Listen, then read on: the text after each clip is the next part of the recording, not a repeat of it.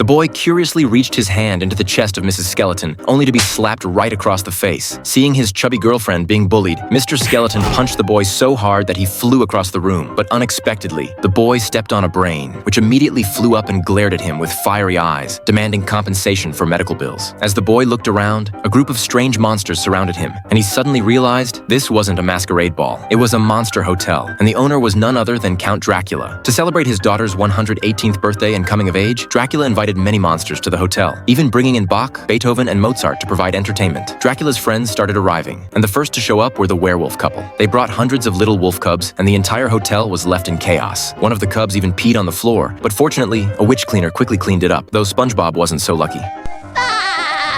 The next guest was Frankenstein's monster, who had saved on travel costs by chopping himself into several pieces and having them delivered via courier. After him came the Invisible Man, who liked to powder his backside and was completely invisible without his glasses. Finally, there was Mr. Mummy, who always brought a ton of sand with him. Once everyone had arrived, Dracula took the opportunity to give a lecture on the dangers of humans. He explained that humans were getting fatter to try and overpower monsters, dressing more revealingly to scare us, and then killing us while hiding candy in our skulls. Everyone shuddered in fear. Dracula hated humans so much because his wife had been killed by them. Left with no choice, he became a single father and devoted himself to raising his daughter, Mephistopheles. Dracula adored his daughter. Most of his magic went into changing her diapers, and every night he would tell her ghost stories to help her fall asleep. Even though his back ached from playing hide and seek or practicing flying with her, he endured it because he loved seeing her crawl around the walls cutely. His heart would melt every time he watched her. To protect her, Dracula hired a zombie construction crew to build a luxurious castle surrounded by...